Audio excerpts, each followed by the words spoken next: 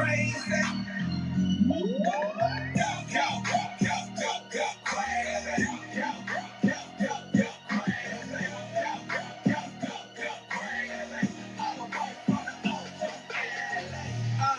Going crazy like a dum-dum. East side homeboy, where I come from. Damn, on the floor till you go numb. No fighting, no hating, no red rum. This is O City. All the way to the bay, hit the bay swimming. Catch a case, cause it's beating up your Chevy. Get your moving side to side, getting all sweaty. Make it work it out. Turn the volume up loud. It's a dry crowd, make it all shout. Go crazy. I'm away from the O to LA. Hit play on the track and I'm ready. Like a quarterback, Tom Brady. Get your all in the frenzy. Go crazy. Go crazy.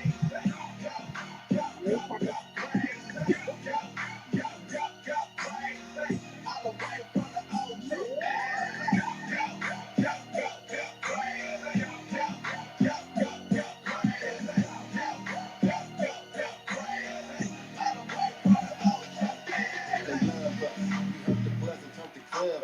They tear the rugs up, soon as we turn the subs up. Everybody hands high like a drug bust. Yeah, I'm from the west, homie, don't you see the dubs up?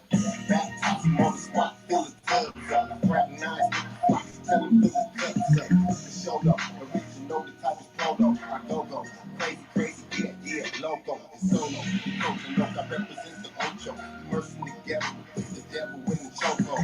Either I leave him on the Mac flat out, until he black out, but when they see him tap out, they go crazy.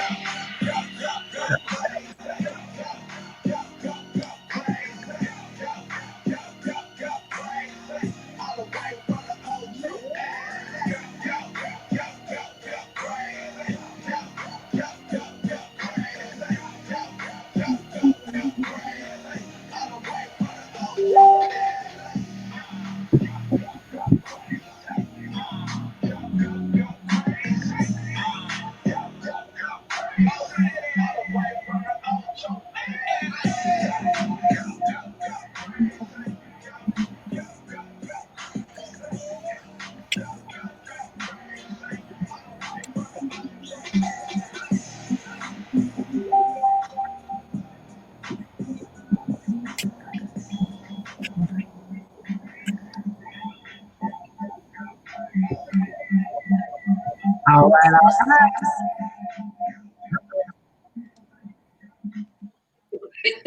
Okay.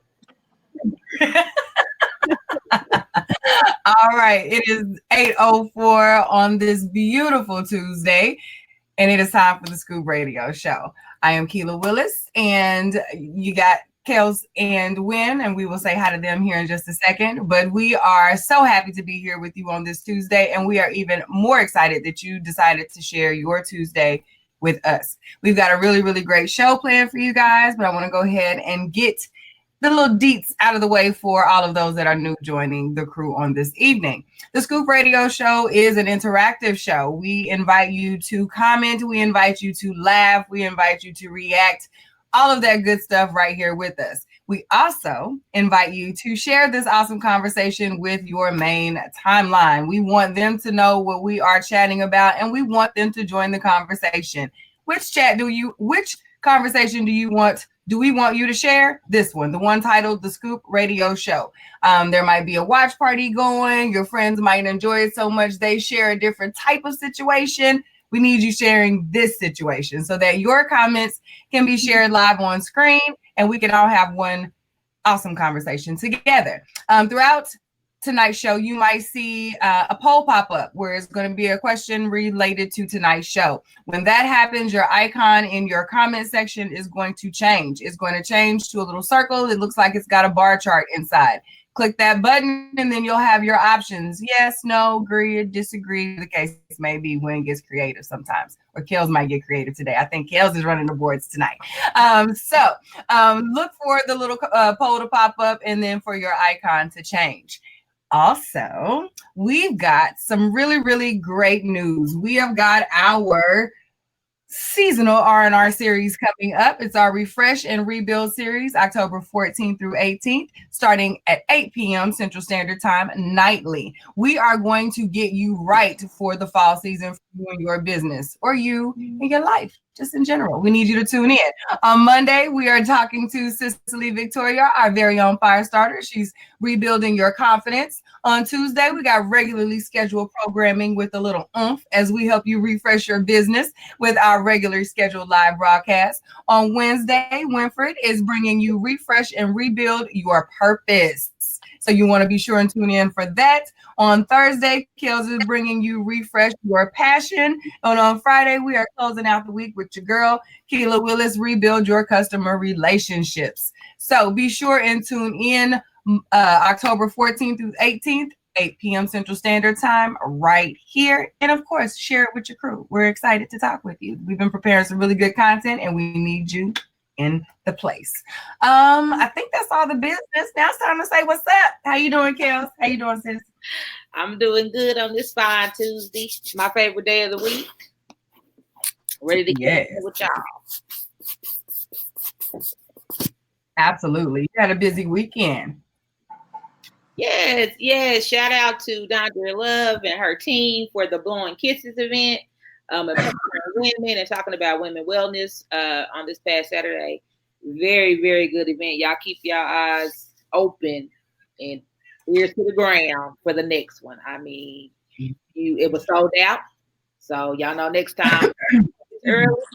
And shout out to that Blowing Kisses. So y'all be on the lookout for some more of that good stuff. Yeah. Yes, it looked beautiful. It did. I'm so glad that you guys had a good time. Win, how you doing on this Tuesday? I'm good. I'm making it. So I don't know if you saw I started the keto diet yesterday. And today I found out I'm sitting there thinking I'm doing well, and I found out that you can't have sugar in your coffee on the keto diet. I'm like, listen, I gave up cream. I gave up French fries. I didn't gave up ice cream. I didn't gave up. And you mean to tell me? Give it to Jesus. I can't put a little sugar in my coffee. So I was thoroughly disgusted at that point, but so disgusted that I had a cookie. But it was just one. It was Chick-fil-A. So you know. So I just want to say to everybody, please, for the next week, if I'm a little agitated, it's the diet. It's the lack of carbohydrates in my system that are causing me to do that. So, yes. So beware of the Mad Panda for the next couple of days. Gotcha. Other than that, I'm good. Yeah. Other than that, I'm good. How are you doing? I'm good. I got my voice back. So I'm doing real good. The allergies had your girl like caught up last week. I didn't get back to myself until like Saturday night. So yeah, I'm good. We're back in action today. Good. That's what's up. We got a good show tonight. So I'm excited about that too. So yeah. We got nothing else. I guess let's go ahead and jump in this news real quick. Let's do it. We don't have the image for this, but since it was kind of last minute. But today, Amber Geyer found guilty Praise the Lord. of the murder and trial in the fatal shooting of neighbor Botham Jean. A former Dallas police officer, Amber Geyer, was found guilty of murder Tuesday for fatally shooting her neighbor, Botham Jean, after thinking he was an intruder when she mistakenly entered his apartment. She was out on $300,000 bond, but she now faces the maximum of life in prison. According to reports, she was not immediately taken into custody, and the sentencing phase of her trial began Tuesday afternoon with opening statement from her mother. Kellz, I'm gonna start with Kellz on this one because yeah. Y'all know I'm already down for the call, so shout out to Yuri getting it right. Cause y'all know Americans, we can get it wrong We can get it so wrong. Yeah. I'm ready to see what the sentencing is gonna be. But yeah, I'm glad there was a guilty verdict. That justice has somewhat been served. Um, we wait for these decisions of these juries so many times that have been let down as a people so many times. So, hey, I take it as a win for us. Mm-hmm. We got a W on this so far. Yeah. So, Q, what about you? Oh, deuces, chica. Like I'm so happy. I'm good. Yes, I too am waiting for the sentencing, but yeah, this is an absolute win right now because we get real blind when we see the blue as a country. So I'm glad, like I said, like Kellz said, that the jury did. They put on their real eyes and saw what was happening here. Good job. Yeah. I got nothing to add. I think I'm interested in the sentence.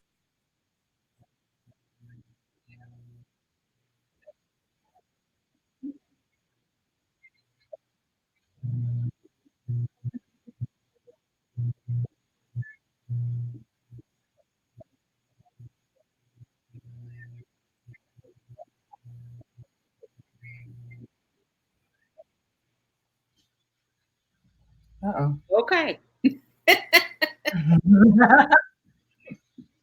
I was about to get good too. Hold on. We're gonna get it back in there. I don't know what that was, but so I'm sorry. As I was saying, I after I got past the initial, I wondered like, should I be this happy about this? Like, should I be this happy that she's about to probably spend the rest of her life in prison, et cetera, et cetera. And I'm like, to be honest, I really have not come to how I feel about that. However, I do know, and I feel like for once there is a semblance of justice in this system, and so I think that's more so than she's gonna spend the rest of her life in prison. I feel like I'm glad we getting somewhere in this system. So I don't know. I mean, but that was kind of my thoughts. That's been my thoughts since this all came out.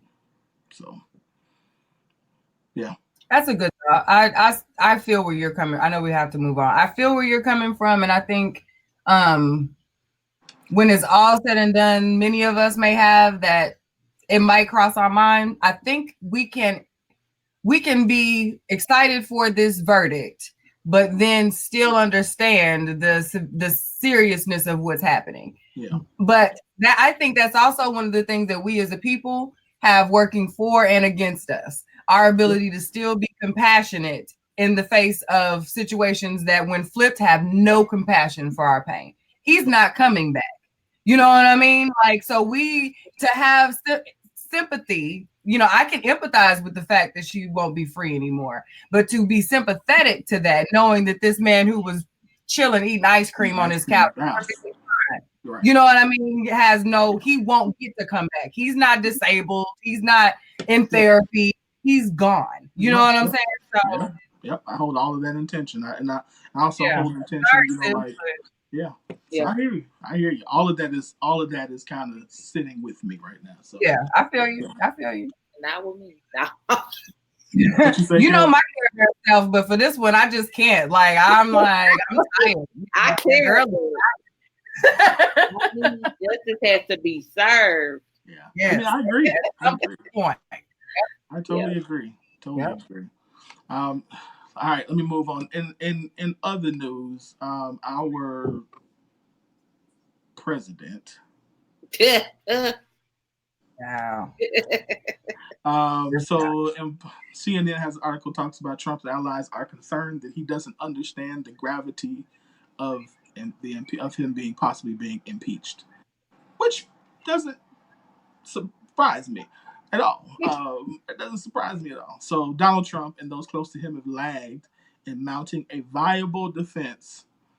Nearly a week since House Speaker Nancy Pelosi announced that she would launch a formal impeachment inquiry. Pelosi and her deputies have signaled they'll work closely to dispose key players in the Ukraine scandal, hoping for swift proceedings that won't spill into the 2020 election year. But Trump has been slow to cobble together a response, convinced he has no need for a separate impeachment team and confident in his own ability to counter message Democrats, according to multiple White House sources. What later on it does, and I don't know if it's just another article talked about that they feel like that Trump feels that he can Twitter his way into beating this. Q, what's wrong with your president?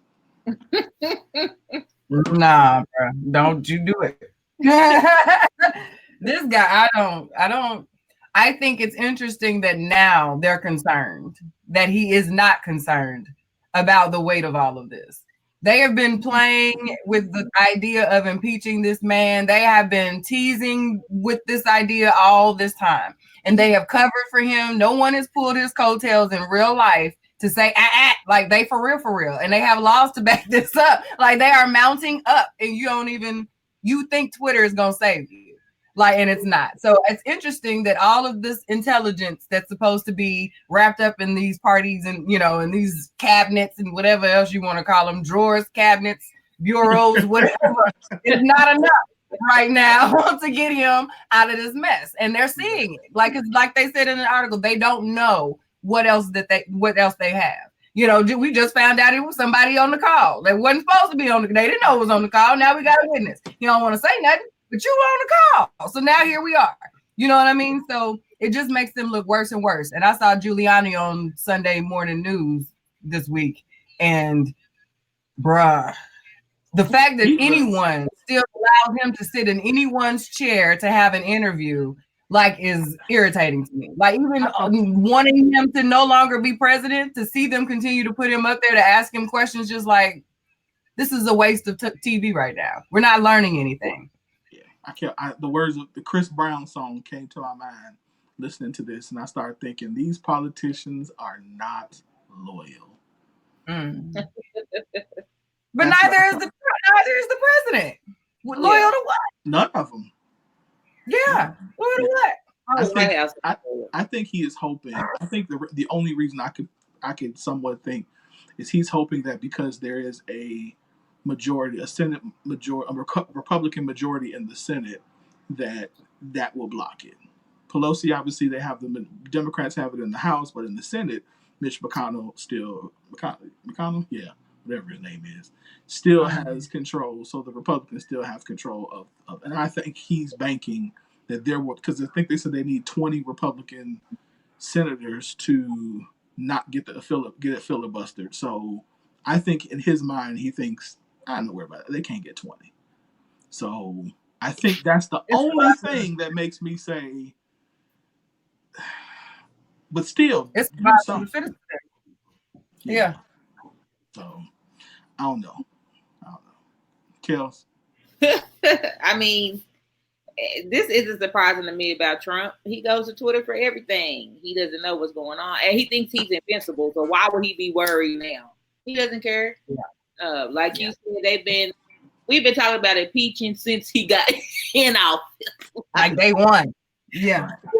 It's impeached double dutch right now. We don't know if he'll get in or not. We don't know.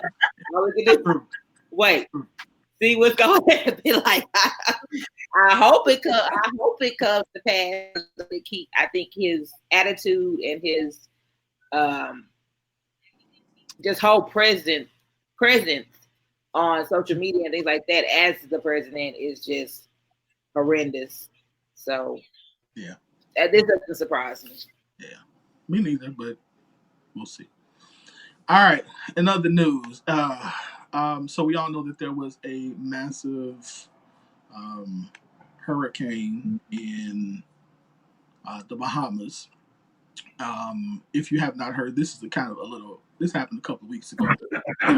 Hampton University, after devastating impact of Hurricane Dorian on the Bahamas, Hampton University decided to step in and aid students in the Caribbean nation affected by the storm by offering them a tuition-free semester The HBCU's administrators announced that they will be partnering up with the University of Bahamas in order to allow students displaced and disadvantaged by the storm to spend the fall semester on their campus free of charge. And so I do know that there were, I believe it was 100 students from the Bahamas who got flown to Hampton, I want to say last week. So good job, Hampton University. Good job. I think it was Delta Airlines or no, JetBlue. So, yeah. Kellz, what's your thoughts? Good job. Well, yeah, I was proud. I thought, way to take a stand. Just to play devil's advocate, I wish they would have done a year. I think they're going to have to. Yeah. A semester is great, but I mean, to cut a person off halfway, I mean, what are they going to do the next semester? Right. We don't know if these people are citizens or, right. What kind of aid do they have? So I personally would like it to have been a year, but I'm happy with them doing something and taking action on something instead of just talking and, doing a few things here and there. This could actually be something that'll help, change their situation, change their lives for these students and their families. So yeah. Shout out to the HBCU. I am a HBCU grad. So yes, I am proud that they took a stand instead of. I agree. Q? Yes, I think this is good. I think this is amazing, to be honest with you. But I also thought the same thing Kellz did. With $7 billion in damage to your homeland, being forced with the option to pay to finish your second semester, to finish out your year or go home, is going to cause a lot of people to be out of college, is what I see happening. So if your goal is to educate the people, you're going to have to, if this is going to be your philanthropy effort in this instance, then you're going to have to, I think there's a full commitment that's needed. And if they do that, I think the enrollment would reflect, that exchange. When they do get back on their feet, I don't think these kids are just going to sky up and go back to the Bahamas and be, I appreciate it and be done. But even then, if they do, where your intent should have been to help them and to continue the education during that time and to get them back where they're supposed to be. But I do think a year is going to be more realistic for the seriousness of what happened in their homeland. Like 7 billion. We saw the video. Bahamas is devastated right now. Yeah. I think it was the prime minister said that it's going to take at least 5 to 10 years to get them back. Yeah. To get the Bahamas they need back. A more program and some collaboration of other schools is what I'm thinking. Because that is an expense, and that's also taking places of other people who live here already, actual citizens. Yeah. You know what I'm saying? So I think other schools will need to come in and collaborate with them. That would be amazing to see. Now, but they can get financial aid and all that kind of stuff, and so correct. As far as they can't get federal aid unless they are citizens or resident aliens. If they have an alien registration number, they can receive aid. They can receive title. Okay. But if they don't, then the cost is really up to them. They have to get scholarships or they have to have sponsors. So some of them, they already have sponsors that are over here if they're already planning to come to college. Okay. That's how they would get their student visa. So there's some different parts, but it's expensive for them. So I'm hoping maybe some celebrities or someone else, would step up and say, they got one semester, I got the next, or something like that. I'm hoping they have some kind of campaign to help them at least get through a year. Yeah.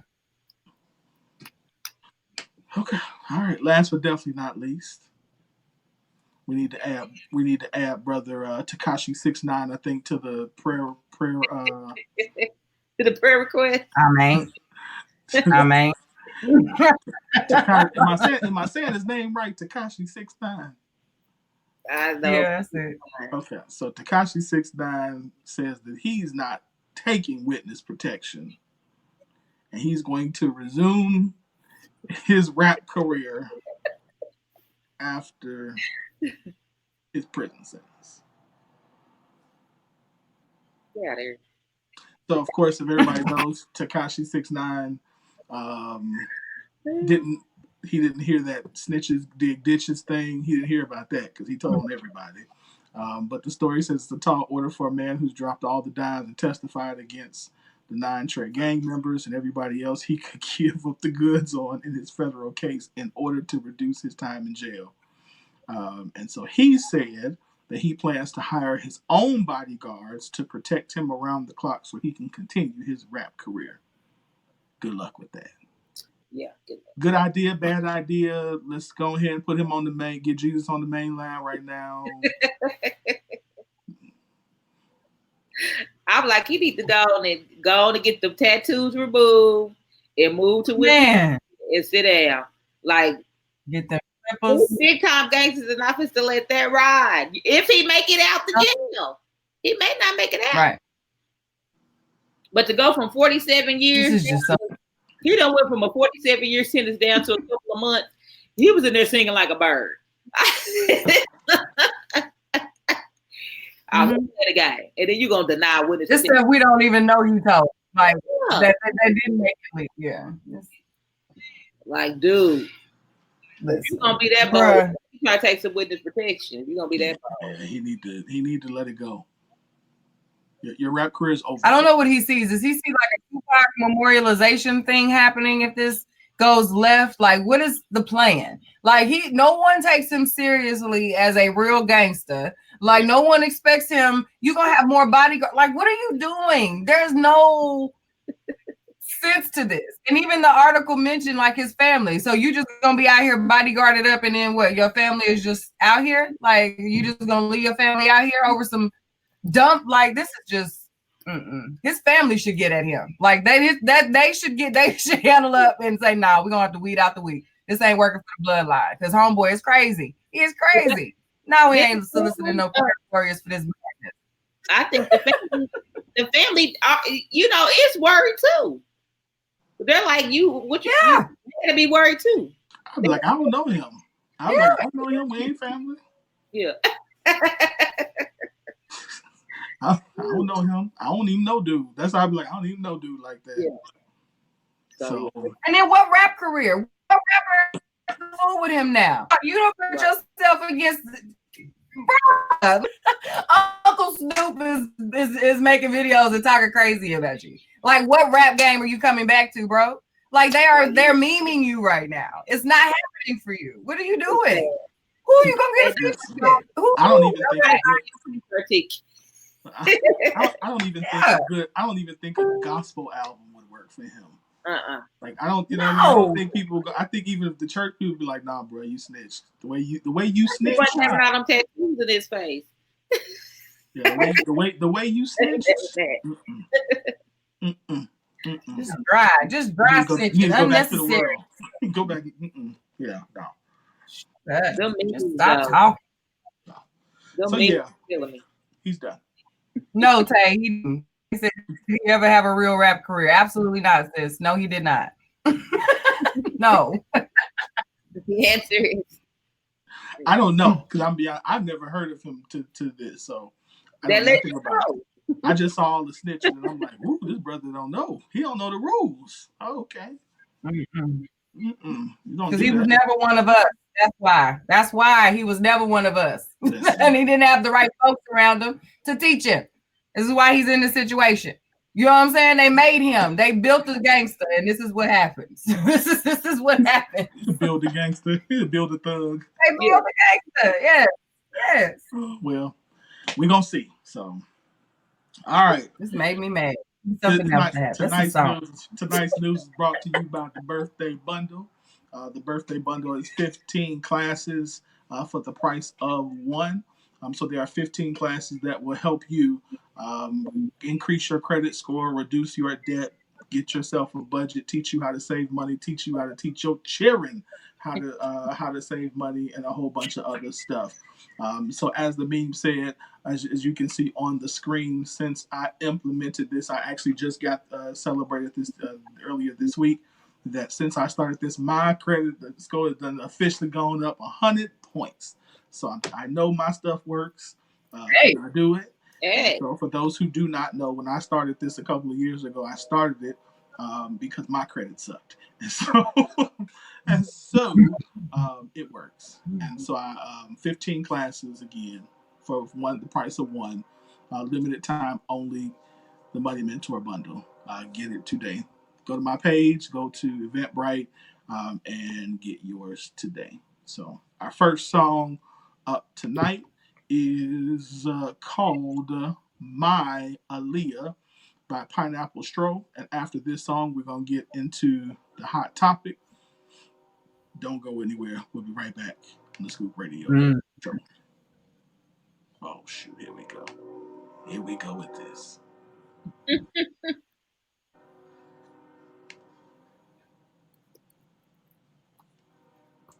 I don't know why this dude.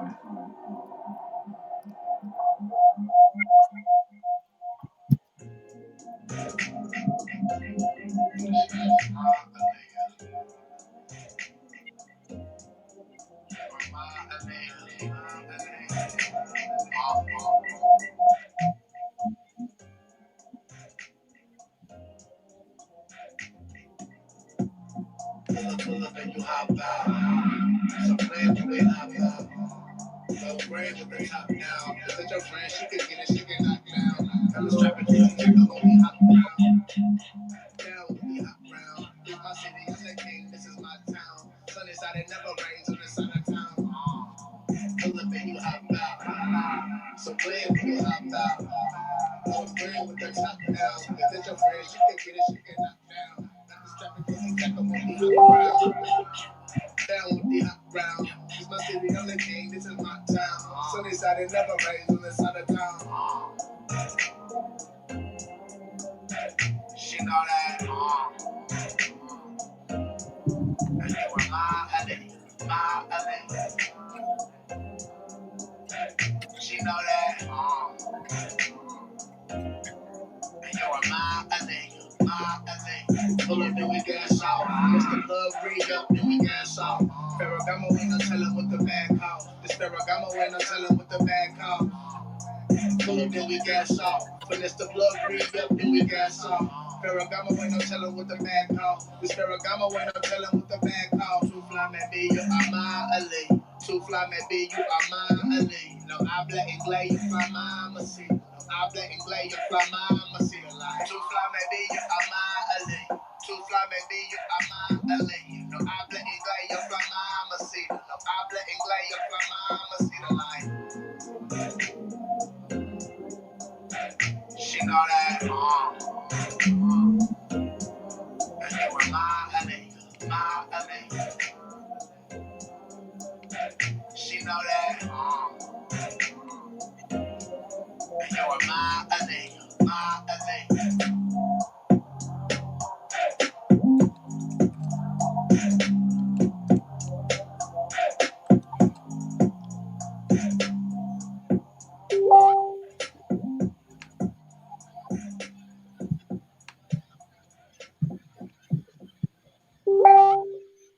Okay. Mm-hmm. Okay. My A little bit. A little So that brings us right on to the next segment, which is the hot topic with the girl. This topic was very interesting. I knew it was gonna bring all the folks to the yard. Did we have I'm trying to see if we had an image for it. Oh, we didn't have an image. I'll try to share the link in a minute. But the hot topic is about Real Housewives of Atlanta star Kenya Moore. Kenya is going through a bit of divorce. Following a separation from her husband of 2 years, Mark Daly, she made an astonishing claim. The reality show star revealed that she's done with black men and that she'll only date white men from now on. So Kenya said toodles to the bros. I go it over here with Tom and them. Tom and them. So this is not a new statement that we've heard women of color say before. We've heard women from our culture say before. But it's always interesting to see how people will take it. So before I go to y'all, I'm gonna read the first couple comments in the scoop. This post has the most comments, I think, for today. But the first comment or response says, "Ask Stacey Dash how that stuff is working for her." What do you think? Well, no. Well. Oh.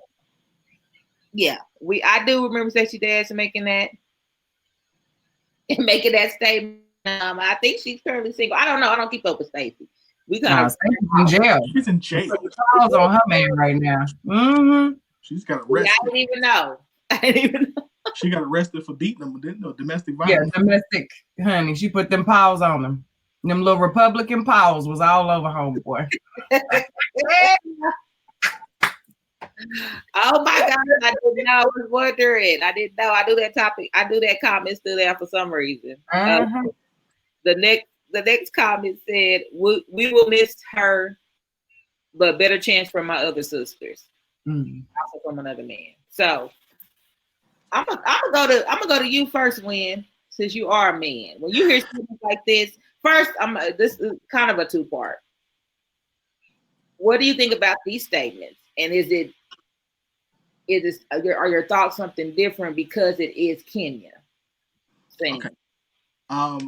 No, my thought that I'm about to say is the same as my thought on the subject period. So, and I put this on the post. I said that so I have two women who I will call my sisters. They're like my sisters, and both of them are several years older than me. And we were having a conversation maybe 2 years ago or so, and we were talking about something similar, and I don't know if it was that conversation or something else, but I think for the past couple of years, before I was like, be with who you love. It doesn't matter. Color doesn't matter. Just love. And I believe that. I believe that you should be with who you love and who it works with. However, I get bothered when I see Black women say they don't want to be with Black men. Because I want us to all get along. I know that as in most instances, in a lot of instances, not in most instances, that the reason that a person does this is not because they are in love with a person, but they're in love with the idea of what a white man in this instance, or if it was when a man says it, a white woman brings. So if a man says it, typically it's like, I'm tired of these Black women who, in their mouths and their attitude, some with white women. And in like Kenya's case is, I'm tired of, whatever, I don't know. When the reality is, it's not about race. It's about, number one, it's really about you as a person. And number two, it's about the individual, because there are ignorant white folks, just ignorant Hispanic folks, ignorant Asian folks, ignorant Black folks. So to me, I would love to see Black men and Black women fall in love with each other again. And so it bothers me to a place where, like, when I saw it, even though I don't think Kenya Moore, from what I see of her, is a good person.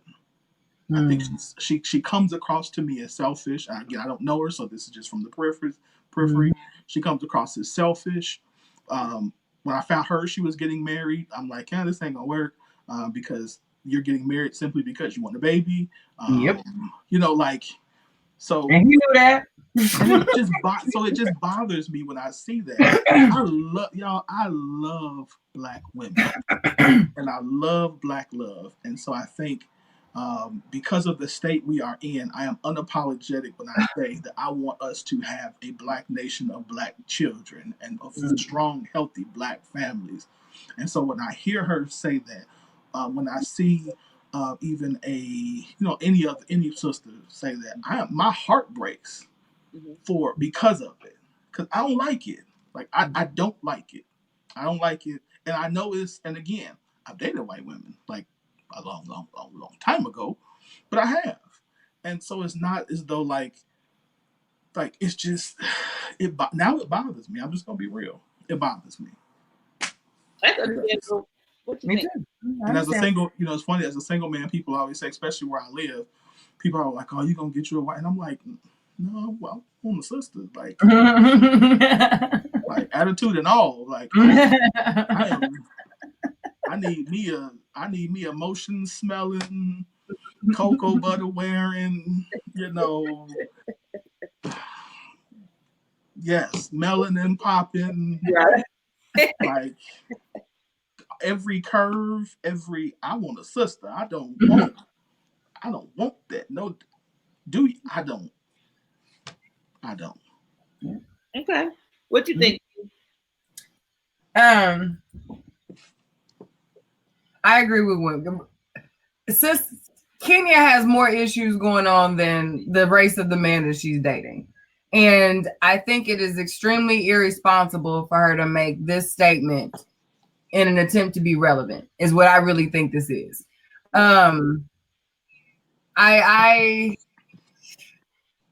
Yeah, Kenya is one of those people who just likes headlines. We knew when they first got together that she wanted a baby. She'd been crying about a baby for forever. She got her baby. That shine has worn off because there's no real love there in that relationship. So she's not in the headlines for what she's supposed to be in the headlines for, because she ain't popping like all the other new mommies. Like motherhood is popping right now. Everyone who was once single and popping is now a mommy and popping. So everybody's got to run out and get their babies. That's also what I think about the whole Nicki Minaj retirement thing, So I'm thinking this is a trending now. Another off topic, offline. We'll have to bring this up later. But Kenya is trying to be relevant, and I really think it's irresponsible, and I think it's kind of sickening for her to be a Black woman and take this stance. I have zero issues with interracial relationships. I honestly don't. If you are coming into an interracial relationship from an organic, I love you for you type of situation. But when people make these types of stance, male or female, and I know that we've got numbers games. I know that, we outnumber y'all and y'all have been doing it longer and whatever the case, I get all that.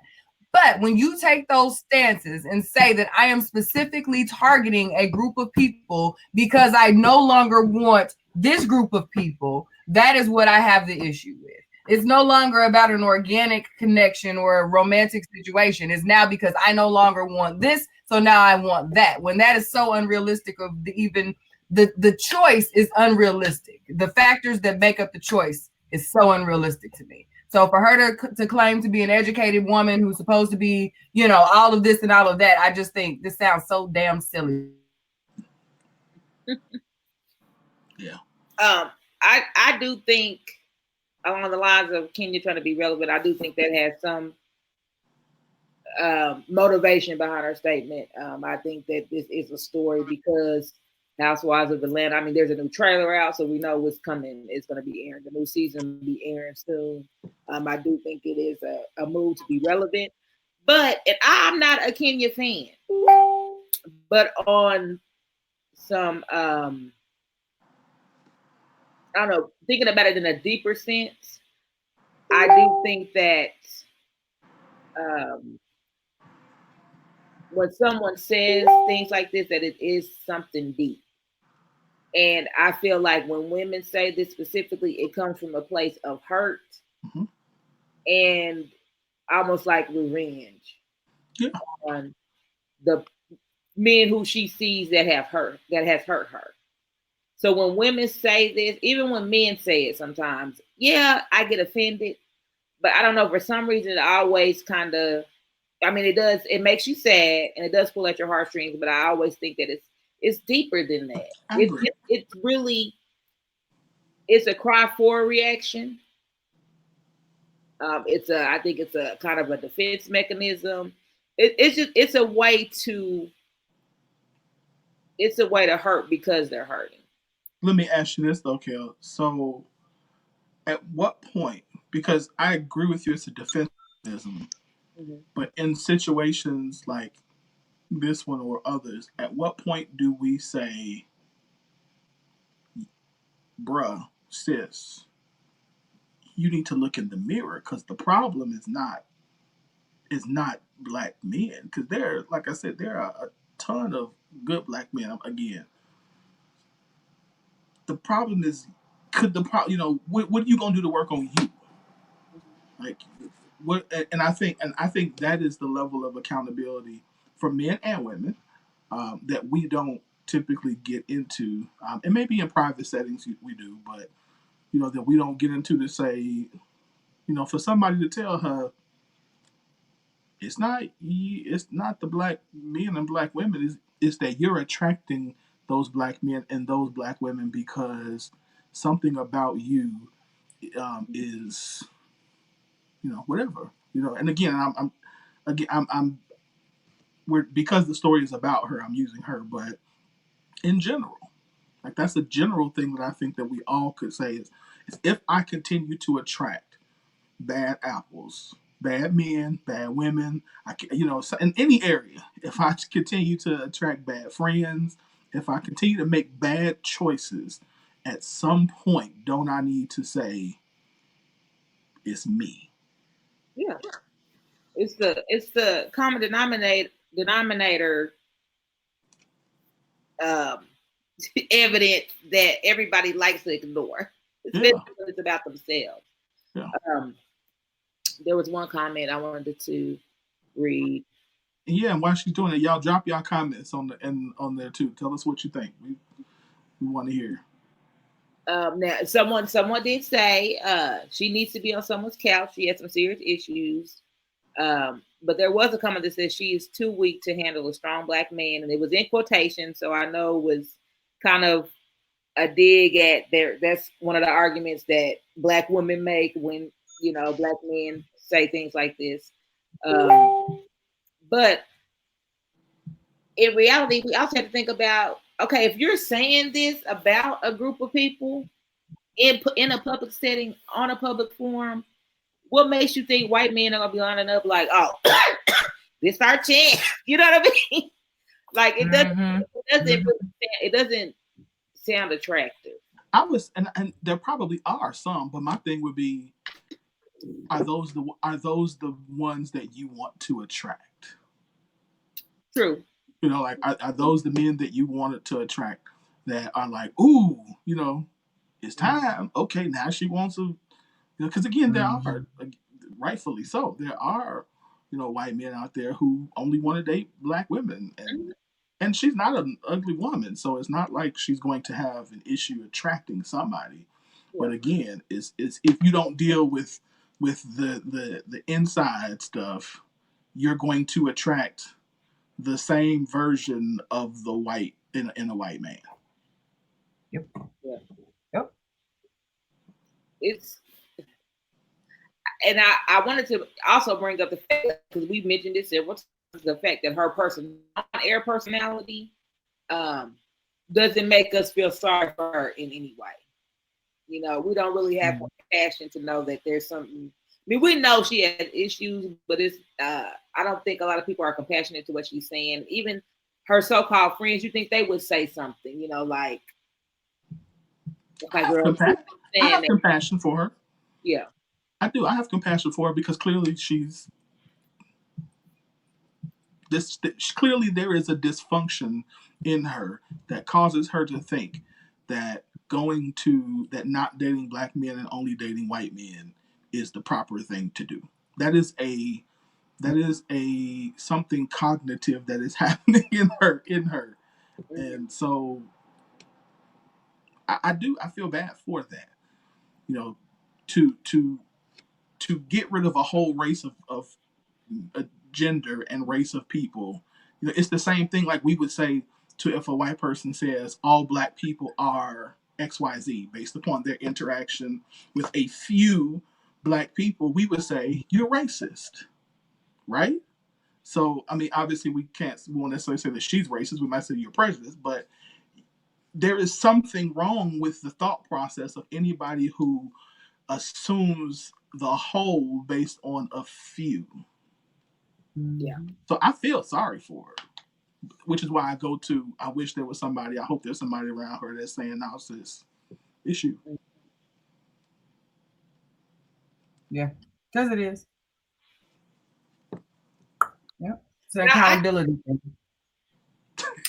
I think when people say this and they really want to hurt the person that, she's really talking to her ex or all of her exes that she, when she said it. So, it's throwing a stone. I don't know. It's a real tough subject, but yet people keep saying it. And I mean, I probably said it jokingly before myself. We say things like that, and I don't know. I wonder if, we say try something different, try something new. Mm-hmm. Where is the line drawn with that? Because if she's never dated white men before, then technically this would be her trying something new. I think it's rooted. It goes in how it's rooted, though. Right. It's one thing if you're just out here and you're like, you know what? I've never dated a white boy. Let me see what that's about. Maybe that's a little different. You know what I mean? Just because I've been in this box and maybe I should not have been in this box, and let me try that. Not necessarily in running from something else. This stance that she's taking is rooted in pain, like it's rooted in hurt and frustration with past relationships. Why are you even leading into a new relationship with that as the reason why? You know what I'm saying? I think because you're right. There is something for trying something new and dating someone different. We don't always even have to assume that it's white necessarily. There's all kinds of different cultures out there that we might. When I was single, I never dated anybody that was Latin or Spanish. I hear that's some of the most romantic dating in the world. You know what I'm saying? So I can imagine if someone is out there think they might want to do that. That is a different intention in meeting someone different. But if you are already implying that you're better or will be treating me better, that's already a high expectation for a person who don't even know you. And you haven't set your best self out there for what they might know about you. So she's already setting herself up for disaster. Next time it's gonna be she's gonna be dating women next. Watch. Then she's gonna be a lesbian. You know what I'm saying? And then it's just you just muddling all the little work that all these groups that are really viable and doing what they're supposed to be doing to stand up for who they really are as people, and you're just dabbling and dabbling because you won't take the time to figure out you. This is a you. That's a her issue. Yeah, totally. It's totally different. I think the line is when your decision is based on when your decision is rooted in pure honesty and like you just want something else, like you want to figure out, like if you're just searching, like you're opening yourself up to something new. She's not opening herself up to something new. She's rejecting what she's already been, and thinking that in rejecting black men, it's going to change something, and it's not. It's not.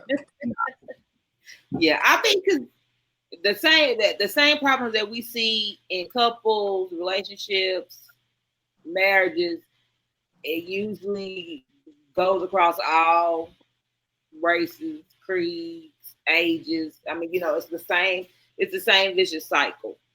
I mean, I think that we should just be open to getting to know people. Now, if in the past you've been rejecting men outside your race, this may be a time that you won't do that. And so I think for anybody out there that may come across this segment or may come across these conversations and you think you have those same feelings, yes, number one, you should be looking inside to see what is really going on inside with you. But a lot, that's hard to do. People say they do it all the time, and really, in reality, a lot of people are really not checking themselves. They don't even know.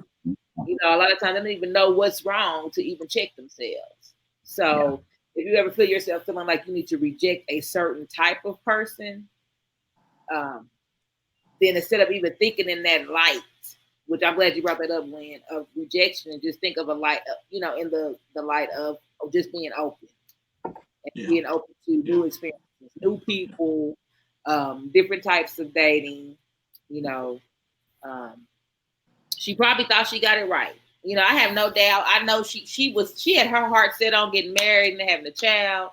But I do believe she thought she had her heart set on the fantasy of what marriage, the fantasy that she created in her head about what marriage and a family would look like, not realizing that fantasy is a fantasy for a reason. The reality is you will have moments, hopefully a lot of moments that seem like fantasy, but the reality is it's work. Mm-hmm. And there are a lot of times where marriage and relationships feels more like being on a cross than it does being carried across a threshold, walking across tulips in an open field that smells like jasmine. And you have moments like that, but you also have moments where it's like, let me shut my mouth before I muffle a person out and they sleep and watch something on Lifetime that tell me how I could kill him and get away with it. Like, I think she did. She probably did have some high expectations, but if the rumors are true about him having a whole nother, family and child like that, I mean, it's not like, even though what we see of Kenya is not attractive as far as what we think a woman should be or a wife would be. There's some reason for her to have the hurt. It wasn't like she, as far as we know, it doesn't seem like she did certain things to the marriage. But could have her to red flags, But I just wanted to bring that up, that we can't discount, even though it's wrong what she said, we can't discount the hurt that that they are getting divorced. I think she really did think she had it. I mean, I think she believed that. She thought she found it. Definitely. We will keep Miss Kenya in our prayers. Hopefully, and her husband. I haven't watched Housewives of Atlanta regularly all the time, but I may tune in just to see if this conversation is going to come up and how the other ladies will react to it. On the show. I stopped watching the Housewives when Candy got married. I was done.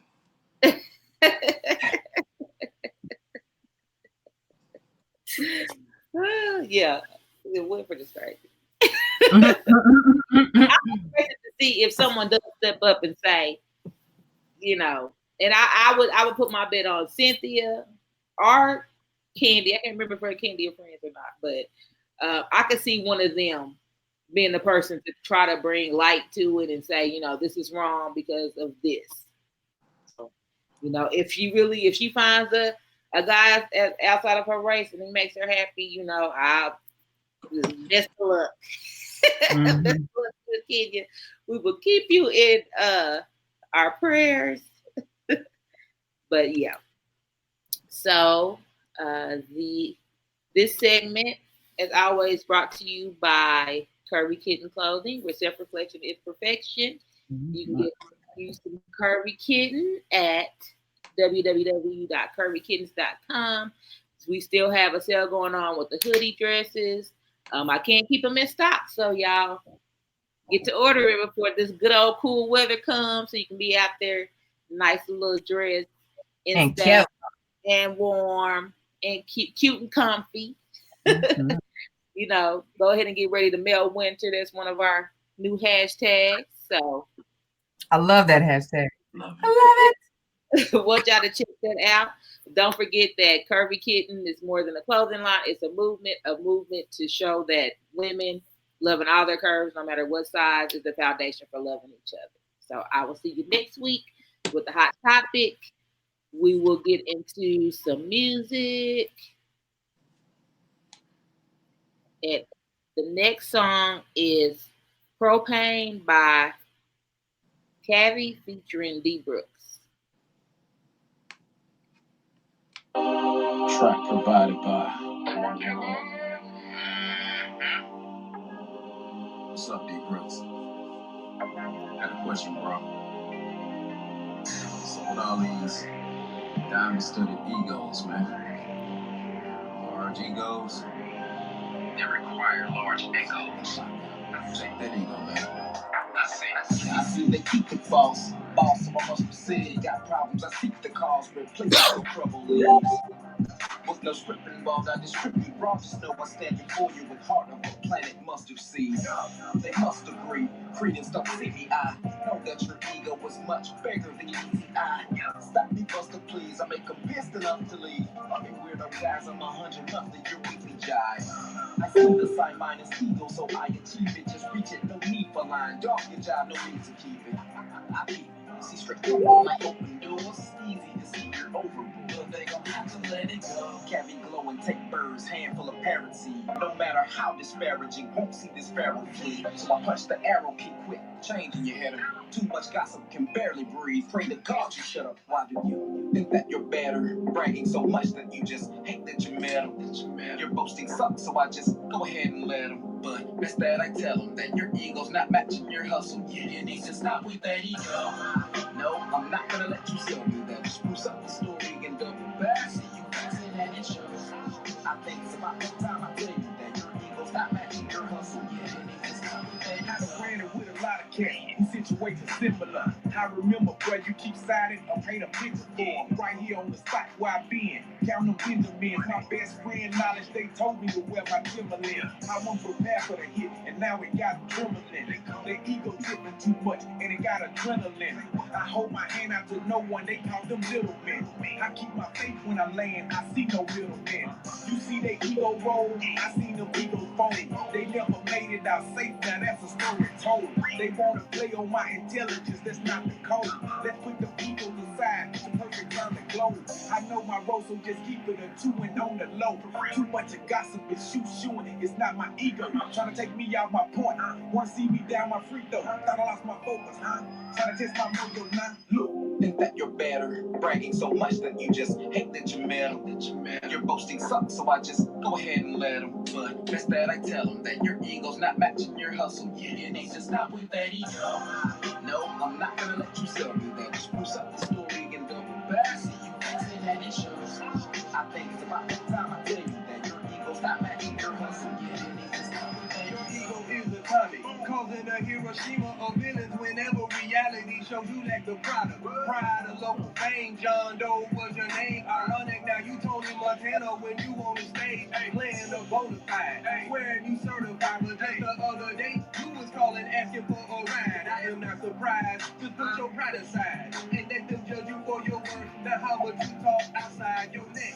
First they was whispering and nagging, now it's metamorphosized, out like they cackling and cracking. All the while you were bad, then you imagine you were Jay-Z in the stadium with lights and the dancers dancing. Decimated by the truth that you were actually wacky, and the crickets are getting louder from the lack of lacking. Perhaps you need to try some acting. You acting like you already made it up in this game they call rapping, Think that you're better, bragging so much that you just hate that you're metal. Your boasting sucks, so I just go ahead and let them. But best that I tell them that your ego's not matching your hustle. Yeah, you need to stop with that ego. No, I'm not gonna let you sell me that. Just spruce up the story and double back. See you passing and it shows. I think it's about that time I tell you that your ego's not matching your hustle. Yeah, you need to stop with that ego.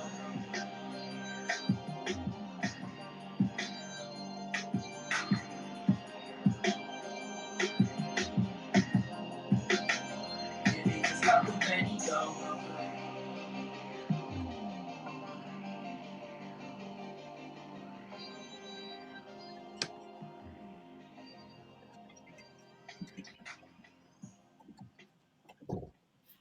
Okay. I like that song. I do too. I could hear that one more again. I could stand to hear that one more time. Yeah. Oh, propane. All right. So now it is that time to go ahead and get into tonight's main topic. We have been really rolling right along here with this small business block that we've been working with these last few weeks, and it's been good. I think we've been getting some good feedback. So I'm happy to have this conversation tonight with the fam.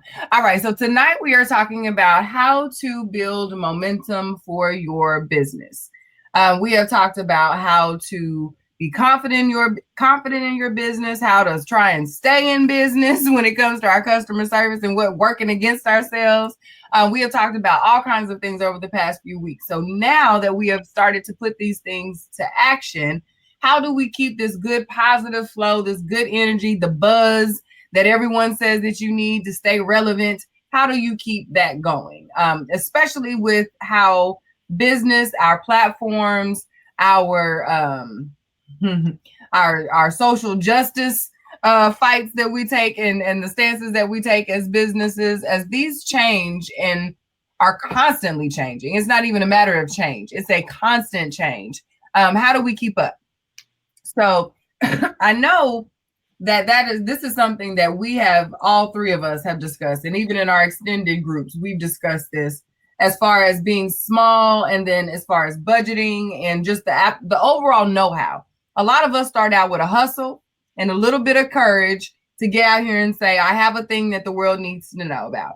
And then we do the best we can with our circles. We do the best we can with the networking knowledge that we have, with the passion that we have for our business. And we trust and we hope and we pray that it's going to get us over that line to the big games, to the big leagues, get invited to the big kid table. You know what I'm saying? So those types of things can get frustrating. So tonight, let's kind of talk about let's get creative. Let's talk about some things that have worked, that haven't worked, that we'd like to try, that we've seen work with other businesses, that we think we might be needing to get in the mix here with our small businesses. So I want to start real quick because I want to keep mine real short, sweet, and to the point. I think our engagement levels have got to increase as far as getting to know your customers. The whole building a tribe is super important.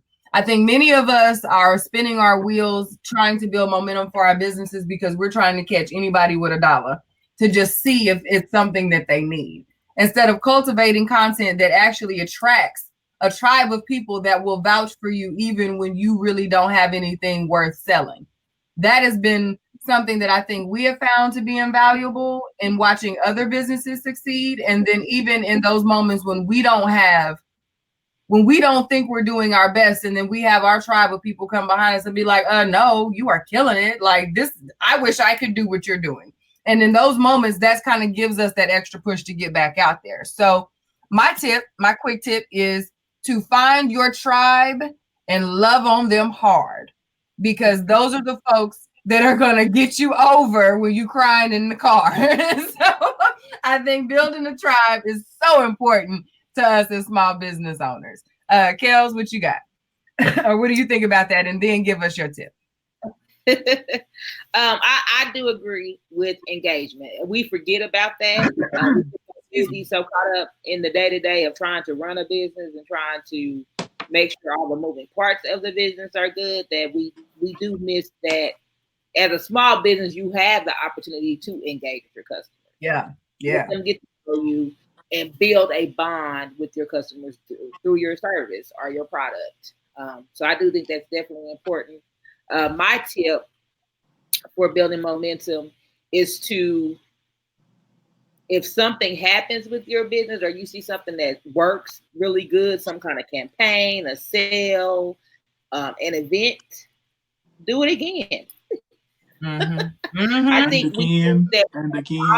And again.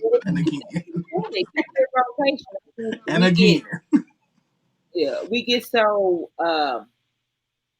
attached to this thing that we have to have something new, something bigger, something better. We have to build up on, which is good if you can, but sometimes you just missed out on something simple that you were already winning with.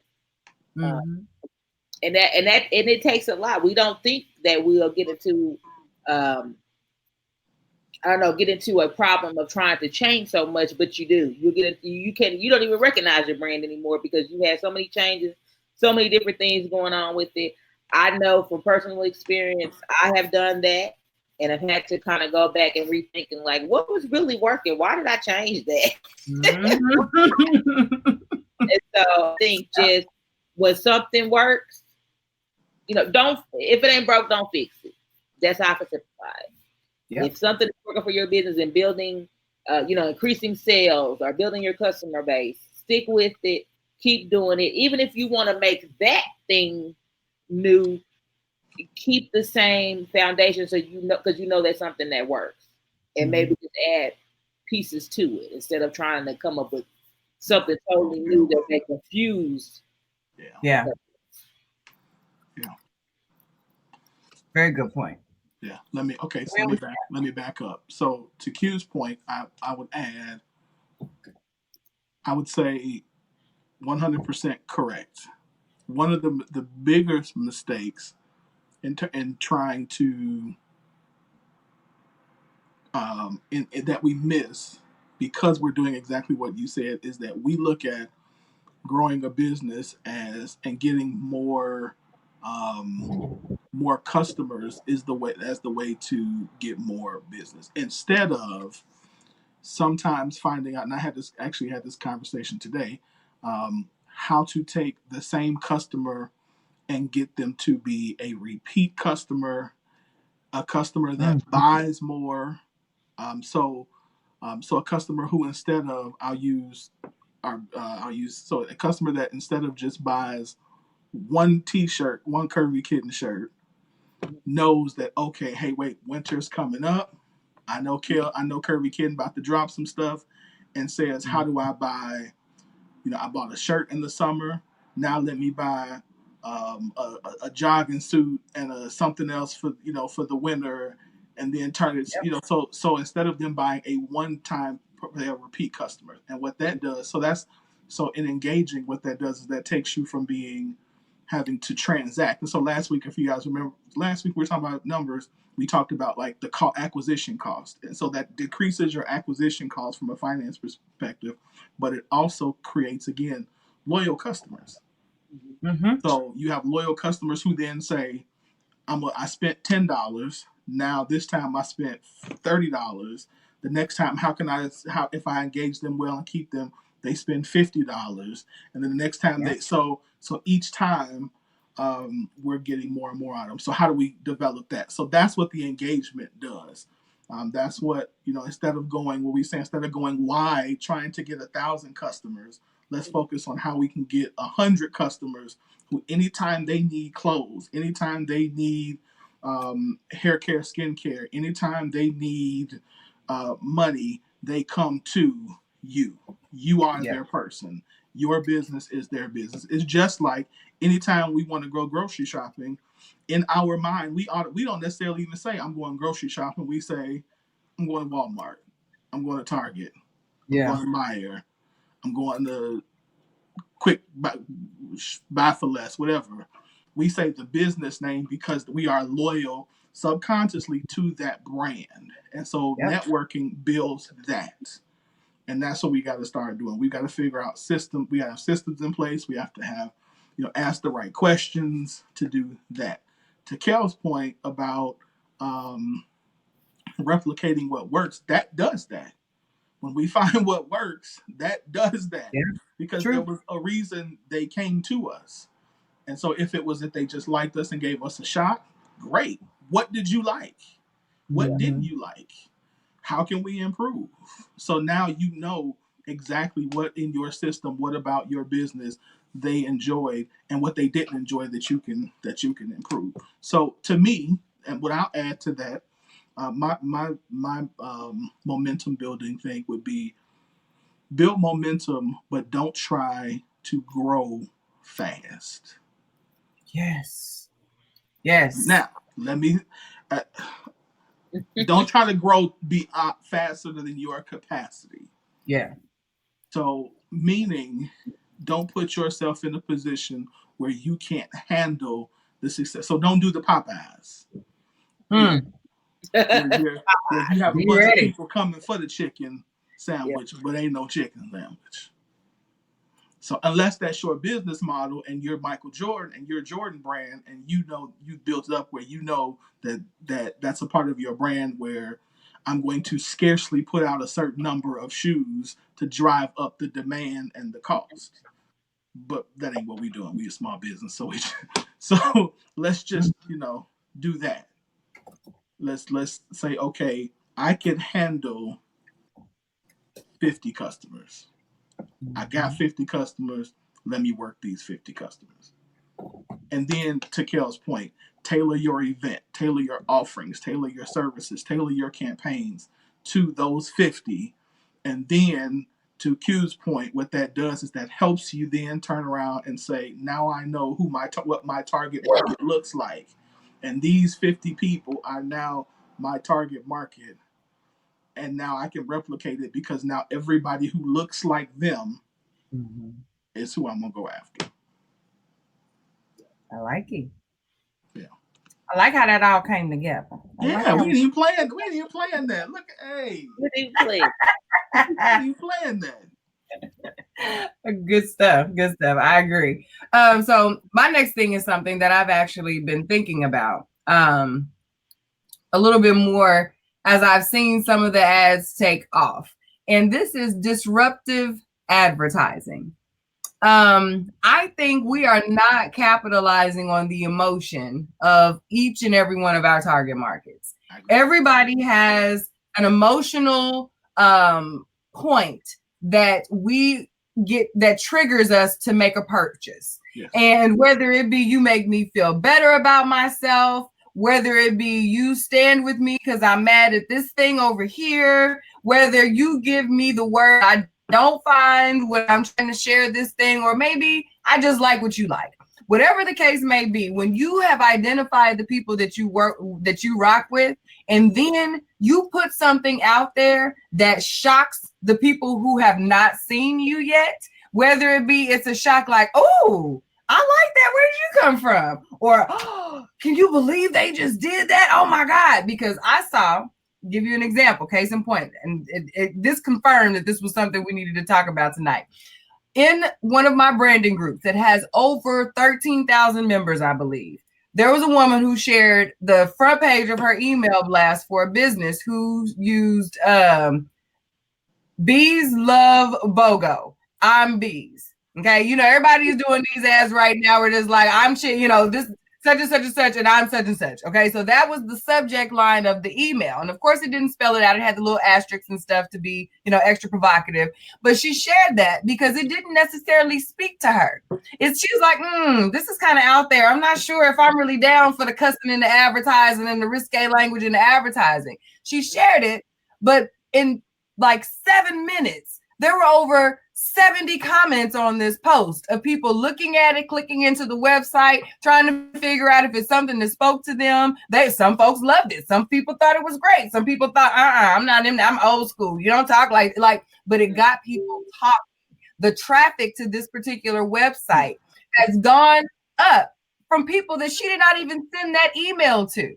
Yeah. How many people will then go in and sign up for that person's email listing because they want to get a Vicious Love BOGO sale email too? You know what I mean? They want to see how crazy is this gonna get with these emails right now. You know what I mean? So that is all you need a lot of the time is new eyes. That's all you might need is new eyes. She sold clothing, bags, purses, things like that. The ad that she was running, the email had coffee with a heart down the middle. And the code that they used was coffee. None of this stuff has anything to do with selling clothes. But all of that tied in and got people to the website. Yeah. All of it, I still visualize the flyer in my mind right now.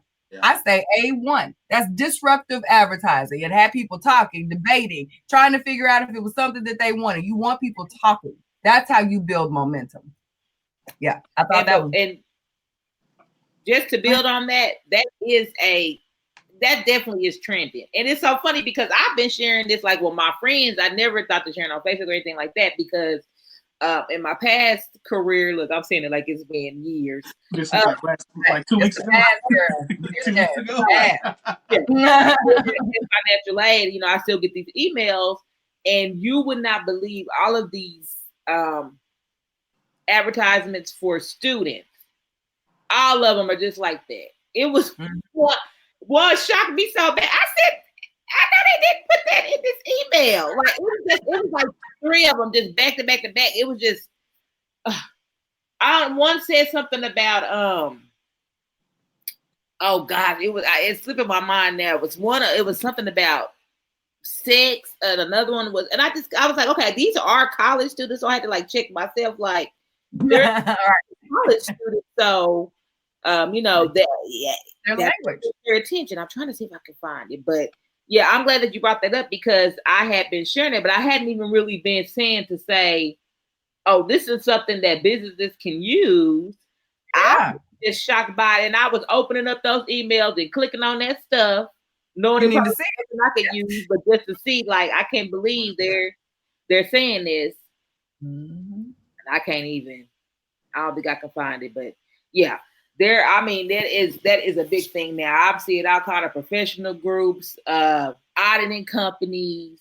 Yep. With just these words, and I'm like, I would not have put that in the email as the subject. Yeah, but the first thing you see, yeah, I understand. It's coming full circle now. Yep. I'm gonna do about the find. Go ahead. I'm gonna see what I can. I agree. I think that you are because we are becoming so inundated with stuff that you do have to find something that's, you know, that shakes you out of it. That's disruptive. That's not what you're used to, and especially if it's coming from someone or someplace that's not expected. You know someone who does this really well that we know? Asa Laveau is a master at disruptive advertising. His book titles, his ads, the imagery that he puts out is based, but he has what some would consider a provocative base of people that, you know, he is supportive and a member of the LGBTQ plus community. He is an advocate in the business industry. He's international in his business. Like, he's got all of these different avenues that he gets to speak to, and he stays relevant by reminding them he's still here. That's something that when you want to see a real world example of that, I when I thought about that, I'm thinking, if I could think of any one of my people that I know that are getting down through there, Asa is the one who has this down. As far as I've scrolled past and scrolled right back up to many of his posts. The words that his copy, the imagery, all of that. It makes really, really good sense. And I'm like, why have I missed this all of this time? Why have I not done this? I want to see if I can get this, if I can show this ad up here. I don't know if the camera's gonna pick it up. Kind of, yep. Unidays. Look at the top. I see it. Oh shoot. Yeah. Look at me. I can't see it. It's at the top left when they're done. Oh, okay. Yeah. That came to my financial aid email. And I was like, what? What is that? So yeah, I get it. I'm glad we had this conversation because I bet you there's people out there who get those emails, probably deleting them and not really paying attention. But that really says something to disruptive marketing. I like it. Yeah. And please, for those who are like, oh my God, I could never do that, understand disruptive marketing does not have to be cussing. Yeah. It just has to be provocative. It has to be different. So, and again, Ace is a good one. When y'all see me put out a ridiculous post about getting a big man, like I do that. That's me doing that. Yeah. It's the same thing. It's like when it's just getting people to be like, what are you doing? And to like you said, to stop, to look at what you're doing, because again, in our culture, it's like you got 3 seconds. You got 3 seconds to get somebody's attention, and like literally every morning I wake up to 40 new emails, and so I don't even open most of them. I'll be like, nope, delete, trash. When I probably should unsubscribe. And then when I get time, I unsubscribe. Yeah. So, but if you give me something that's different, I'm like, oh, what's this? Let me see what this is. And that's all you're trying to do. You're trying to create a sense of urgency. You're trying to catch somebody's attention. And again, it doesn't have to be cussing. It doesn't have to be, but it doesn't have to be, just be creative. Don't send the same tagline, every time. You look the same subject to say hell with an exclamation point. We got to get away from that. Right. Yeah, I'm numb to that now. DXL does that almost every day. 30% off sale. 20, and I'm like, You always gotta sell. delete. Like, so, yeah. Do something different. I like it. Do something. And needless to say, get you a mailing list. You can't send provocative emails to nobody. Get you a mailing list. That's gonna be my next thing, because I'm bad about that too, because I hate notifications. I hate multiple emails. That is me. I'm that too. So it takes a lot for me to send out emails, and I don't do it like I should. I don't use my MailChimp. I am working with a coach now on that and our webmaster to get some of that going. But yes, who you working with? I didn't even know that. Right. Our webmaster. Oh, are you okay? Well, I sent her. I sent you her. Haven't seen her? Huh? You haven't seen her little groups in I have. Okay, I have. You got to click on it. I sent her. Well, I say that because for those y'all don't know, we were having a discussion today, and I sent them an email about some stuff that I'm working on too. But I'm working with a coach, so which is actually a really, even though that's not what we're talking about, but that's actually a good way to build momentum about too. By the way, get a coach. Fresh eyes. Yeah, get a coach, get some fresh eyes. So, yeah, I mean, email is. I'm gonna tell, even though email can be a pain, it is a really good way to deepen relationships. Let me give the caveat of but you have to do it right. Say something. You have to first of all, you have to say something. B, you have to get them. So I did something wrong recently. So I did a video last year on teaching people how to get off of check systems. And I did it last year, got a few views, but like the past probably 3-4 months, somehow a bunch of people I find in this video. I don't know how. It's on my YouTube channel, but like every day I'm getting emails like, hey, can you send me these letters I need? And I'm like, okay. So I sent them the letters, put them on my email list. The problem was in the video and in my email, I never asked them. And so what I did one day was I said, let me see what happens. So it's like 3 people who sent me the email. I put all 3 of them on my email list. And when you get on my email list, it automatically triggers you, if you're new, to send you a series of emails. So I send you like my budget workbook sheet and all this kind of stuff. On day 2, all 3 of them people unsubscribed. And so in my mind, I'm like, okay, why would they unsubscribe? Because number 1, I didn't ask their permission. Number 2, they weren't there for that. They were there for the video that they saw. And number 3, I didn't ask permission. Let's just be, I didn't set an expectation that this is what they were going to do, that if you get these letters, it's going to put you on my email list. So you got to do it right. Yep. You got to make sure people understand what the expectation is if they're going to be on there. And then you got to make sure that they understand what the value proposition is. Like, what is me being on your email list going to do? And so you, as the person who's sending the email, have to deliver that consistently. Yep. Ooh, that could be a whole nother show right there. Consistency. Yeah. That could be a whole other show right there. For any of this to work, you have to be consistent. And that was going to be my next thing right there. Is if you want to build momentum is really just about consistency. Because sometimes you don't know what's going to get the momentum started. You don't know what's going to get people looking. But once people looking, the worst thing you can do is stop. Yep. Because in some instances, that's something I think that we have to really, really pay attention to, especially for those of us that are working 9-to-5s, have families, have obligations, all of that. I've had to personally take a step back from some of the initiatives that I wanted to do, because I have to think, okay, you can't get all these people here, get them tuned in and get them bought in, and then your life gets crazy and then you don't have anything to offer. Now you've got to reconvince them that you're still in the game like you when you get time to do it again. So like that's something that you really have to be cognizant of. You don't have the same time that a lot of the entrepreneur goal folks, you know, your mentors that you're watching have to produce videos like that. Gary Vee says you should be producing what, 100 some odd videos a week or something like that.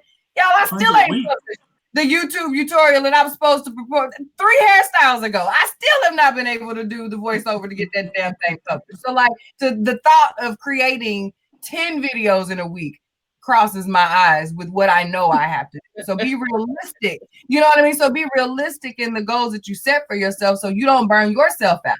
And your customer base will be like, she ain't ready. He ain't ready. He don't know what he's doing. You know what I mean? And that will be confidence. Gary tripped. Yeah. Gary tripped me. Let me just say that 100 a week is a bit much, but you got to understand when he says 100, he mean he talking about like 30-second videos from. Yeah. So and this is a man who literally walks around with somebody filming him all day, so recording him. But new business owners understand that that's it's not necessarily, but you do have to put out if consistency is 3 a day. Touching your customers 3 times a day through social media, you know, an email a week, whatever. Just be consistent so they know every Tuesday, here come Q. Every Thursday, Kellz gonna send us something. And a lot of it, the good part is because if we have the right systems in place, that we can pre-record a lot of this stuff. So you could pre-record, take one day, pre-record, 10 videos, and then just release them that way.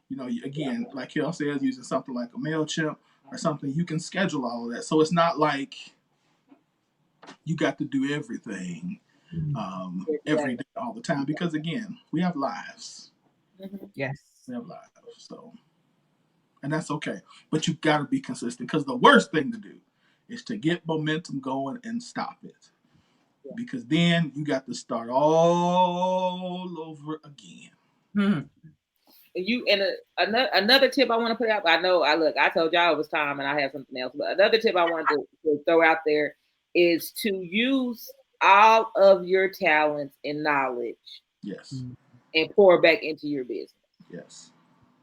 For example, and I had to learn this the hard way. One of the things was I didn't like to do videos, and a coach I had talked with before kept saying that you got to do a video, you got to get in front of the camera, you got to. I mean, that's where everything gets moving.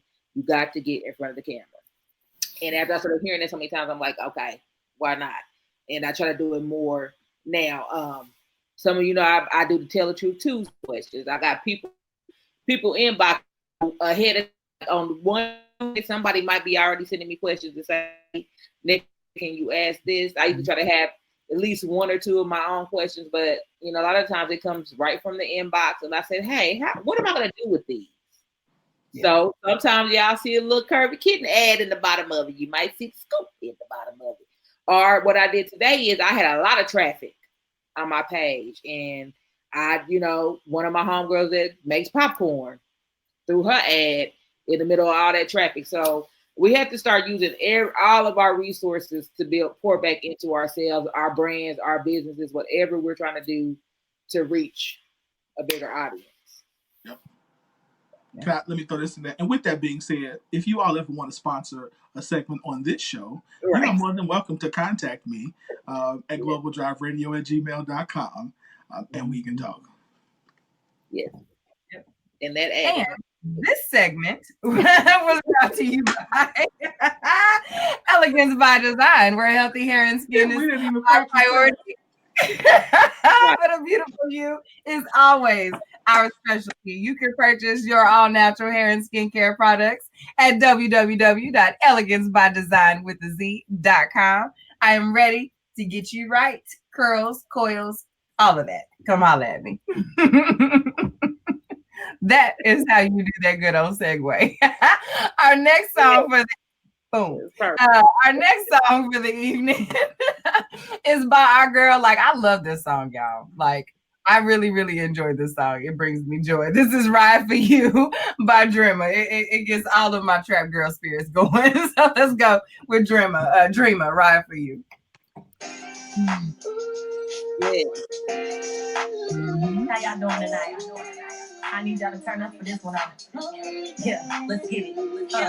Hey, now I'ma ride for you. Yeah, baby, I'ma ride for you. You know my love is true. You thick and thin then I'm busting caps for you and hold it down like a boss is supposed to do. Yeah, now I'ma ride for you. Yeah, baby, I'ma ride for you. You know my love is true. Through thick and thin, I'm busting caps for you and hold it down like a boss is supposed to do. Yeah. These other too simple. That just mad cause I'm with it, sexy and thick with some dimples. Next, sitting back and right now watch that thing jiggle. You pick the baddest one, got this off with extra dribble. Yeah, it's me and you, baby, against the world. Since 2001, I've been your favorite girl. Straight from Spencer, repping it hard, yeah, the country girl. Keeping it right, I love your tongue when it's on my pearl. Yeah, I had to switch it up a little. Got me all in my feelings, lovey-dovey with the giggles. Stepping out of line, gon' end up being critical. Cause when it comes to my, let's promise you don't got these issues. Now I'ma ride for you, yeah, baby, I'ma ride for you. You know my love is true. You thick and thin, I'm busting caps for you and hold it down like a boss is supposed to do. Yeah, now I'ma ride for you, yeah, baby, I'ma ride for you. You know my love is true. You thick and thin, I'm busting caps for you and hold it down like a boss is supposed to do. Yeah. Taking up a bet to let y'all know what's cracking, cuz I fell in love with the Kelly who banging blood. Together we a tropical storm, call it flash flood. Our haters can keep their job, we stay on top, never low, always in blood. I get too, sometimes we clash, this ain't no puppy love. But I'm staying strapped in that ring with them boxing gloves. And there's no limits to this shit, ain't nothing breaking us. If y'all feeling me, now put them up, put them fingers up. Yeah, I go hard for my cause Aquarius my December, the coldest winter ever. 6'2", tapped it up, damn he's so clever. Every time we hit the bedroom, I'm dosed up off his pleasure. Yeah, I finally found my treasure. Down the ride, forget baby, and make sure the blood pressure. Very thankful God put us together. My life is so much better, this type of love lasts forever. Hey, now I'ma ride for you. Yeah, baby, I'ma ride for you. You know my love is true. You thick and thin, I'm busting caps for you and hold it down like a boss is supposed to do. Yeah, now I'ma ride for you. Yeah, baby, I'ma ride for you. You know my love is true. You thick and thin, I'm busting caps for you and hold it down like a boss is supposed to do. Yeah. Now let me ride for you. Oh, yeah. Now let me ride for you.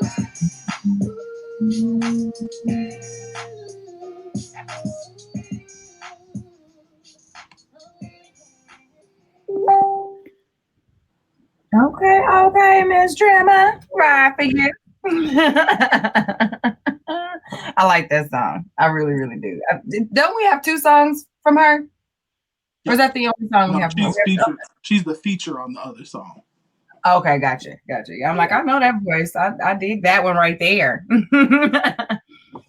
Are we ready for me to do my Tasha thing? Is she ready? I know we're discussing it. I don't wanna get all Anybody got time for that?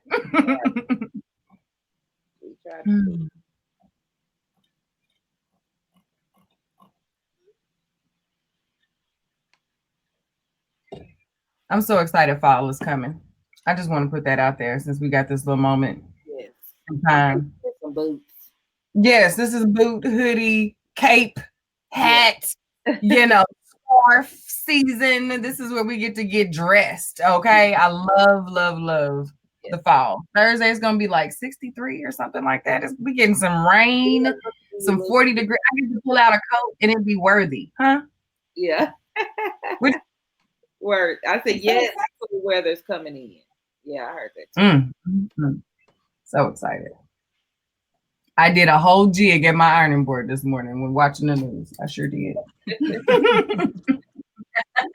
While we waiting, also, I don't know if I put this in there. Is Mother ready? Huh? Okay. While we waiting on Mother, let me real quick remind you all. If you are in Oklahoma City, October the 18th. October the 18th. The Experience Singles and Relationship Conference is going to be at Champions Church with Charles Martin. I will be your keynote speaker. Okay. Keynote. Yeah. That keynote. Thaddeus is going to be singing. Proverb, Pastor Nick. So it's gonna be a good 2 days. On again, it's Friday night from 7 to 10, and Saturday from 9 to 3. It's free. So all you have to do is sign up, so that way they know how many people are coming. But we're gonna be talking about again. We're gonna talk about relationships. I'm also going to be teaching the class on finance and entrepreneurship. It's going to be a couple that are talking about marriage. So y'all register, go to the page, or you can go to my page. And again, it's free registration. Lunch will be provided, but 9 to 3 on Saturday, 7 to 10 on Friday. It's going to be good, y'all. So come out. So And Bishop's been on the show a couple times, hasn't he? I like it. Yeah. He'll be on not next week, but the following week too. So yeah, he's been on twice. Yep. I might come slide through and say I'm recording your sermon so that I could get some of that good work. I'm gonna might creep into that back corner and be like, "Oh no, I'm here. I'm here with the speaker. I'm okay. I just want to be in the building, get some of that good word. Come on through. It's gonna be good.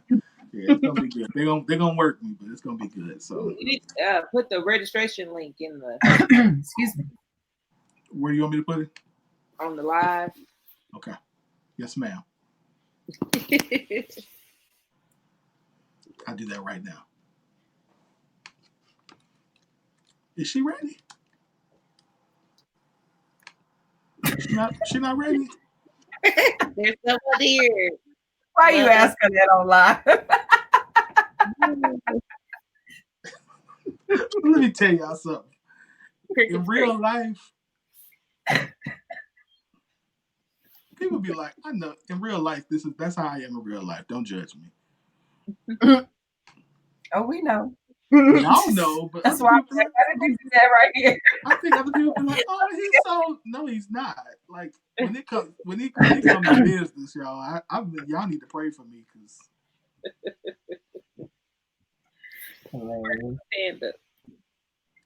So while we're waiting, let's do this. Christmas is coming. Okay. We are talking about fall, the seasons changing and all that. And we were just talking about momentum.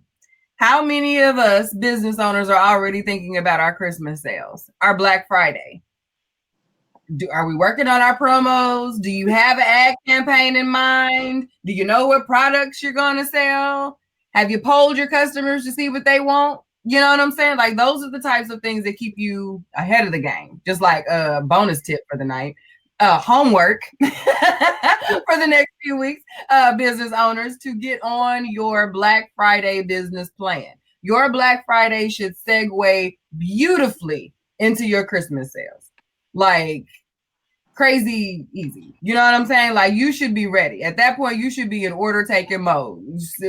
Posting campaign, posting your ads, getting them out, get your email blast going.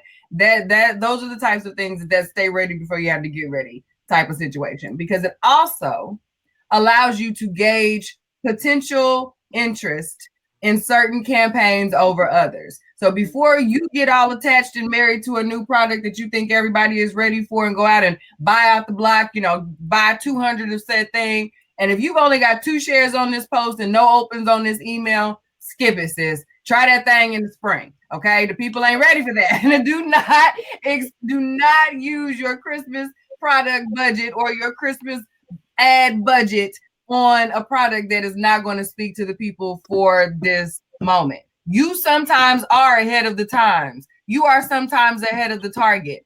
Own that and put that in your back pocket and go for what you know is going to sell, because your Christmas sales are what gets you through until people get some money back in the spring when the tax season comes.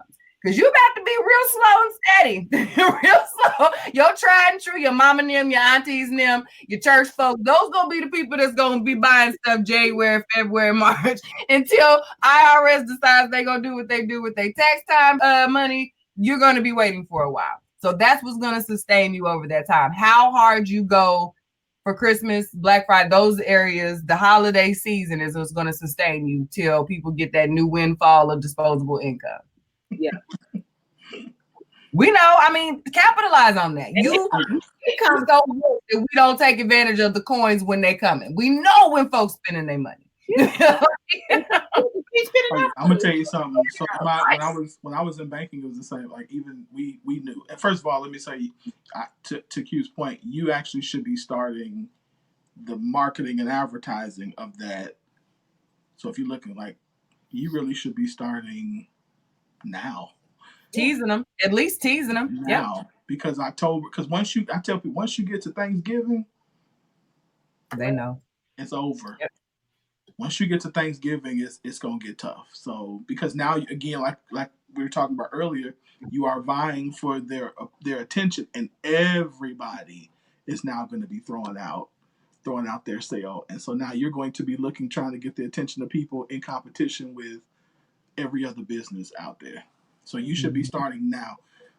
One of my, and I don't even know if this is an industry thing because I'm not in marketing. I was not in marketing advertising. But I always, when we do events, they'll tell you, I'm always like, at 6 weeks out, we need to start. Like if at six, I mean, when I say 6 weeks out start, I mean like start advertising and marketing. So everything else before that needs to already be done. So once we get to that 6 week mark, it just needs to be all advertising and getting out orders. So, and depending on what your business is, that might be 8 weeks or it might be 4 weeks, but you got to figure that out because once you get to Thanksgiving, got to think about your lead times, all of that. Say as a benchmark, just use Halloween. You know, if you have a Halloween sale, cool. If there's something you can market to, the Halloween, but you could even see in the stores. Well, we already know stores, they about 2 months out. Yeah, they're about 8 weeks. But for small businesses, I would say usually October 1st, you start getting antsy. By Halloween, you should be having your ads ready for Black Friday and Cyber Monday. Yep. You should be ready to have stuff rolling out the Thanksgiving weekend. Oh. Glad you brought that up, Q. That's a good way to round out. Use that momentum. Start building your momentum now. So by the time Black Friday gets here, it'll be good and at the peak, and you can benefit off of that. Just trust and believe. My design divas getting ready to get hit with all of these questions. Y'all gonna have to talk to me these next couple of days. Because when it gets time to get these orders placed and these products made, you want to be ready. So when you place your order, I can be 2 days instead of 3 to 5. You know what I'm saying? Like those are the times you get to win customer service wise. You know what I mean? When you can plan for those types of things and you know what they want, like those are easy wins. That takes the guesswork out of what you do. Your tribe will create your promotions for you. Your tribe will create the campaigns for you. You have to speak to them. You got to ask them in the right timing because after a while, they're going to want, if you wait until the middle of October to ask them what it is they want, they're going to tell you they want what, in my instance, what Shea Moisture is doing.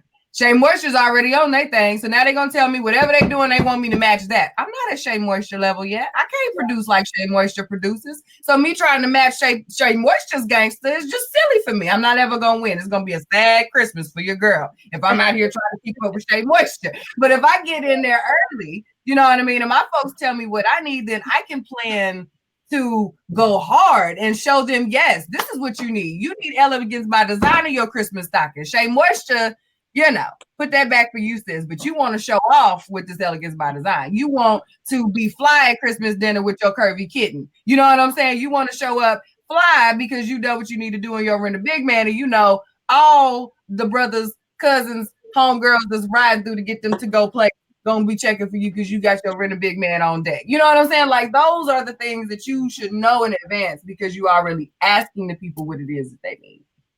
Don't guess for them. They'll tell you. They will tell you. People will come. Ask and they will come. At the same time, I'm sorry, Kellz, go ahead. Oh, no, I was just repeating. You good. I was going to say, I think at the same time, now the tension about being a small business owner is at the same time you're doing this, you also should have a plan in place for 2020. Yeah. So one of the other things that makes us inconsistent is we don't plan. So as of right now, I am planning for content for March, April, May. Like I already know what I'm doing in January and February, but March, April, May content needs to be planned. One of my mistakes with Rent a Big Man is I do things often by inspiration. Yeah. And sometimes my inspiration is not timed properly. So I might have a great idea. What's this, in October about a t-shirt that I can't do nothing until July. Well, the reality is I probably should be selling it now. I should be getting ready for July now. But if I get something for a t-shirt or something that I can use in December or November, it's too late. Like I should have already started rolling that out. I should have already been promoting it. So that way, come November, December, it's already been seen, because we know that typically for somebody to buy, they need to see your product at least 7 times. So they need to see your ads, what you do, at least 7 times before they make a buying decision in general. So that's why marketing and advertising is so important, and consistency is so important. And understanding it, and consistency not just in doing it, but consistency in your brand, like we talked about, in your colors, in your presentation, in your, just being consistently you. Yeah. That's what they want. Yeah. That's what the people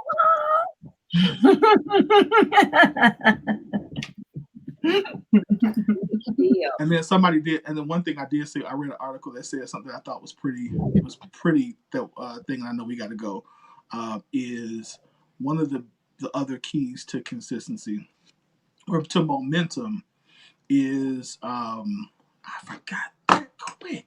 Dang, blasted.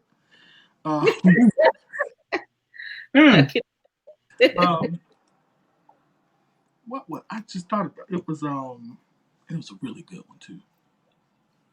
Oh, that's what it was. Is expect some stuff to go wrong. Oh yeah.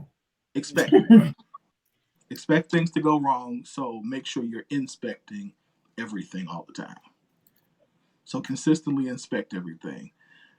Consistently inspect your website, consistently inspect, everything. So that way, do I need to tweak this? Do I need to change it? Do I need whatever? But expect it to go wrong, because then you will always be paying attention to it. So. Sir. All right, let's close this show out. We done gave y'all a ton of stuff, and if you have not registered for the refresh and rebuild after tonight, you don't want to get back. No, I'm kidding. But yeah, definitely get registered for that. And then I feel like I'm missing something else. Oh, well, I'll get to it when it's my turn. But yeah, click the link. It's a free web conference. It's going to be online. So register.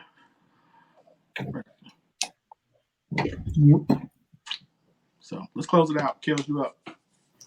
Well, this show, as always, thank you guys for joining in. Shout out to the live and the people that are active and rocking with us all night. Appreciate it.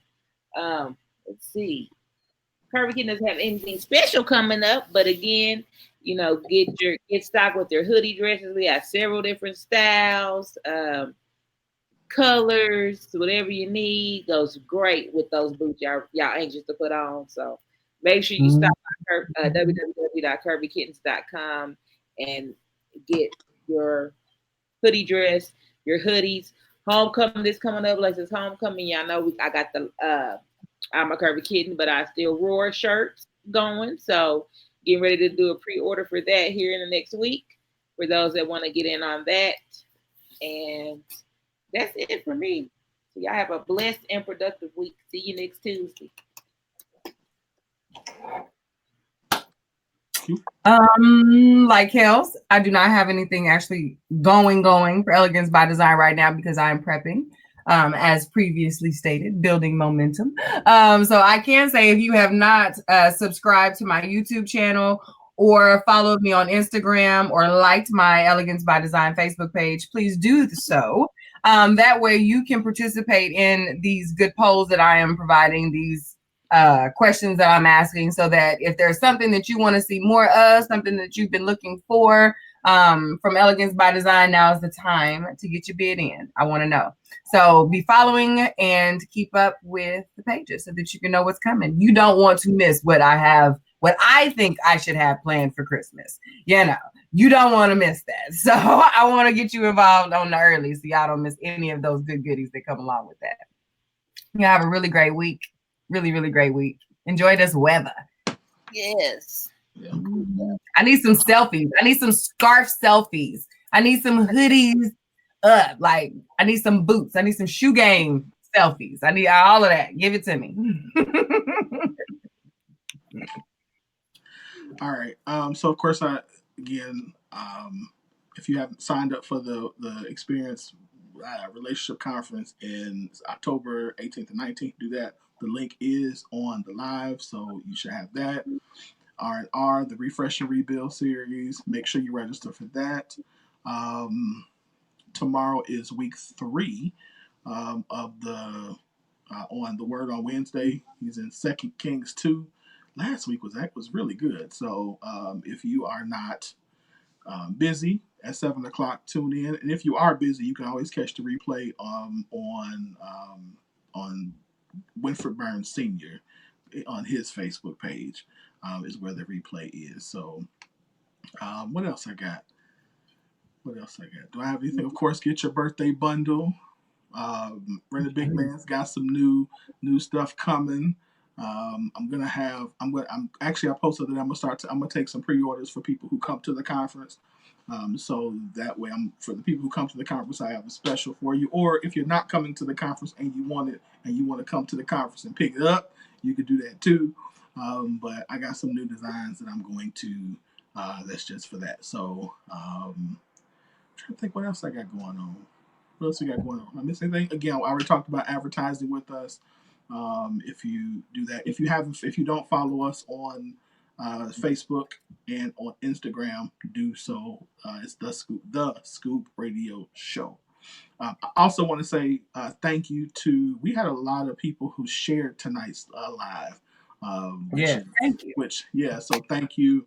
I'm gonna call the names that I see. So if it was more and I don't call you, I apologize. I saw Miss Loretta, I saw Jerry, and I saw Shantae. I saw Miss Landy. I saw Shalita. Thank you all for sharing tonight's live. If I missed you, I apologize.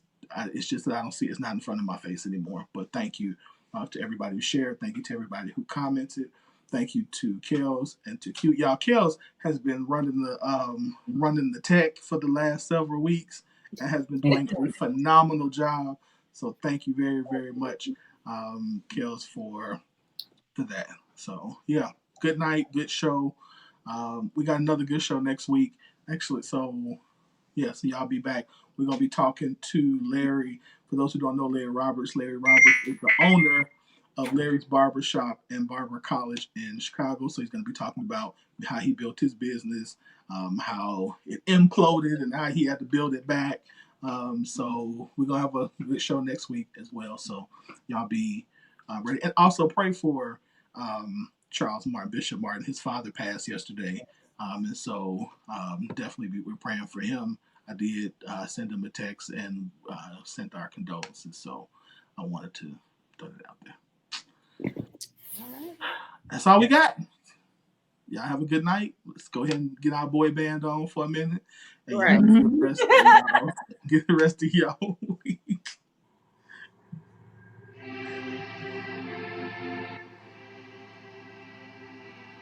My microphone, man. It's going to be my microphone for tonight.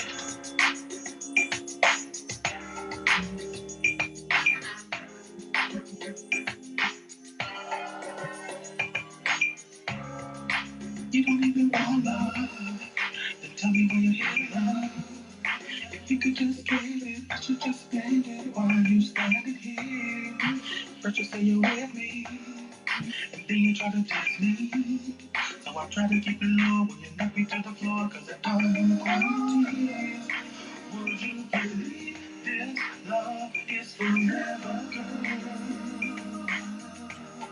And would you take this long, sweet road and pull it together?